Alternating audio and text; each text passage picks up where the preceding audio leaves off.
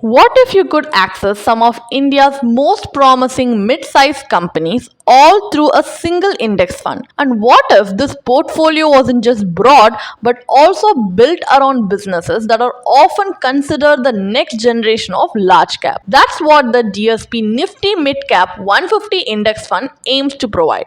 But does midcap investing really offer the best of both worlds, or does the stability of large caps and the upside of small caps come with their own trade-offs? Let us break it down in an in-depth manner in this video. Hi there, welcome back to holisticinvestment.in, where we help individual investors like you to make the right financial and investment decision to reach your financial goals in a more faster and smarter way. Now, before analyzing this fund, let us first understand a few basic details about it. So, as an NFO, it opens on 24th November 2025 and closes on 8th December 2025. So, some of the key features of the fund are: it is an open-ended fund type which belongs to the category of equity midcap, and it has Nifty Midcap 150 TRI as its benchmark index. There is no entry as well as exit load. So the minimum investment amount required to invest in this fund is just 100 rupees. So the fund managers for this fund are Mr. Anil Jalani and Mr. Dipesh Shah. And according to the riskometer, the risk involved in this fund is also very high. So the primary investment objective of this fund is to provide returns to the investors before expenses, as it is an index fund. So they want to closely correspond to the total returns of the securities as represented by the underlying index, because as it is an index fund, it can be subjected to tracking error. So these are some of the key features and objective of this fund. Now let us take a look at the index it is representing, which is Nifty Midcap 150 Index. So this index represents the next 150 companies. Companies rank from 101 to 250 based on full market capitalization from Nifty 500. So the index is computed using free float market capitalization method, and the index can be used for a variety of purposes such as benchmarking fund portfolios, launching of index funds, ETFs, and other structured products. So some of the sectors represented in the index or have been presented on the screen before you, which you can pause and see for your easy reference. So some of the sectors are financial services, capital goods, to construction, diversified, textiles. So all these sectors are present, and some of the top 10 holdings is also presented on the screen. So here in the last position, HDFC Asset Management Company Limited is there with a weightage of 1.45%, while in the first position BSE Limited is there with a weightage of 2.68%.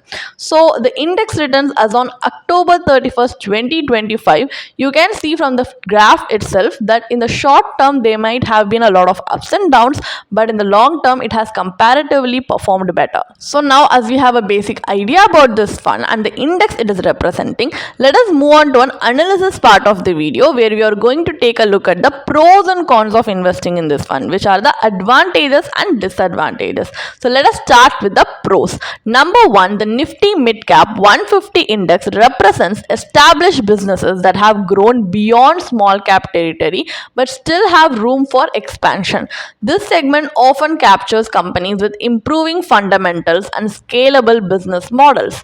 And number two, historically midcaps outperformed large caps over long periods. So for patient investors, this segment can offer a healthy mix of growth and maturity. Number three, instead of trying to identify which mid-cap stocks might perform well, the index fund offers a simple rule-based approach. So this removes biases while keeping expenses minimal. And number four, with 150 companies spread across various industries, the index is relatively diversified within the mid-cap category. So this reduces reliance on any single stock or sector. So these are some of the advantages. However, there are some disadvantages as well. So the cons are: number one, they are more stable than small caps but still much more volatile compared to large caps. So sharp corrections are normal and can test investor patience.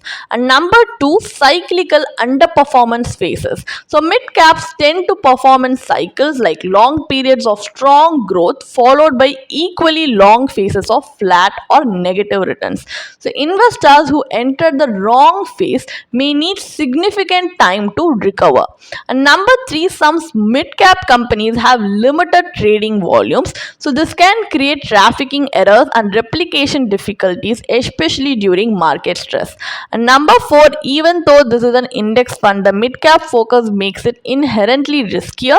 So anyone looking for stability, predictable returns, or low volatility may find this category uncomfortable. So these are some drawbacks that we need to keep in our mind before deciding to invest in this fund. Now, what is the final verdict then? Is investing in the DSP Nifty Midcap 150 Index Fund worth it or not? So is this fund a gateway to India's rising future leaders? Potentially, if you are willing to stay invested through the noise. Does a diversified mid-cap index reduce stock-specific risk? Yes, but the overall volatility of the category still remains high. And is this fund a must-buy simply because it's an index? Not necessarily. Understanding the risk-reward balance is key.